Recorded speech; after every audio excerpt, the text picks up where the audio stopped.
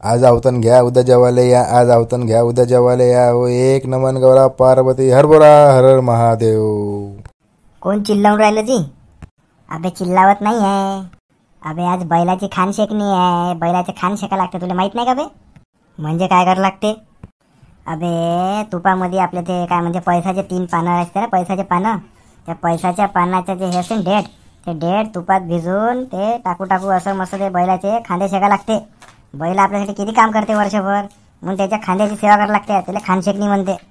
हो काय आई, उद्या पोळा आहे ना, उद्या माझ्यासाठी मस्त पुरणपोळ्या बनवजो.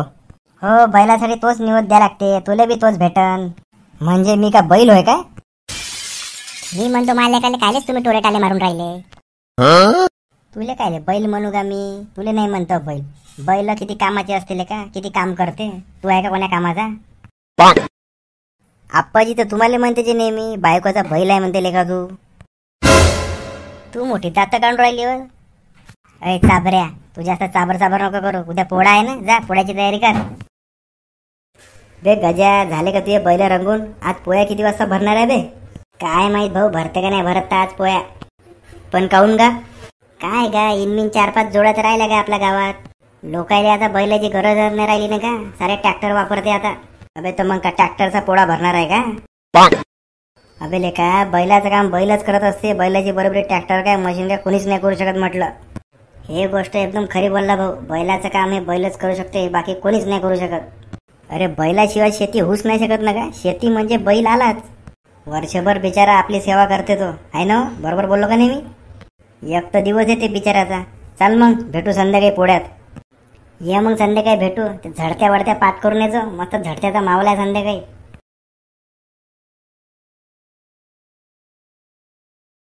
आजकालच्या पुट्ट्याले आपल्या परंपरा माहीत झाल्या पाहिजे. पोळ्याचा काय विषय असते काय नसते. हा म्हण्या गजा, होऊन जाऊ द्या रे, झडत्या होऊन जाऊ द्या. हे झडत्या काय असते जी?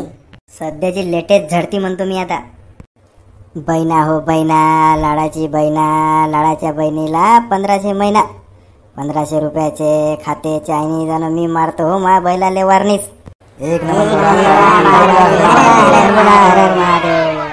वा वा, मस्त मस्त गजा, चल होऊन जाऊ दे. एक होता खुटा, खुट्यावर होतो घोंगड. एक होता खुटा, खुट्यावर होतो घोंगड. आणि मनाच्या उराडावर बसलं हो काय घोंगड. एक नंबर. आबाळ गळगळे, सिंग फडफडे, सिंगात पडले हो खडे. गजाची बुडी काढते तेलातला वडा, ना गजाचा बुडा आहे हो एक नंबरचा बेवडा. इकडे तिकडे बाबूई, त्याच्यावर बसले ढोक, ढोक पाय ढोकाकडं, ना मन्याचा आपा पाय हो शेजारच्या बुडीकडं. एक काय बे पोट्टे हो लेको, काहीतरी एखादा कास्तकारावर म्हणा लेका एखादी झडती. हो आप्पाजी, तुम्ही म्हणा एखादी. आबाड गडगडे, विजा कडकडे, सरकारात घुसले हो रेडे. इकडे कास्तकार आले हो कर्जापायी येडे. आणि आमदार खासदार खाते हो मलाईचे पेडे.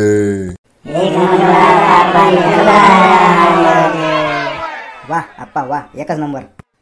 चला एक शेवटला म्हणतो आता. पोळा रे पोळा, बैलांचा पोळा, तुरीच्या डाळीनं मारला डोळा.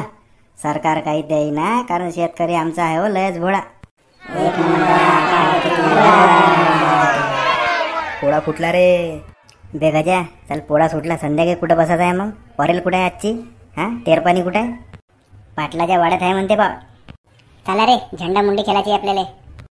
बे पोट्टे हो लेको, सांगू का तुम्हाला, झेंडा मुंडी, तेरपाणी आणि परेलवाले हो पोलीस आलेच फोन करतो मी, थांबा लेको.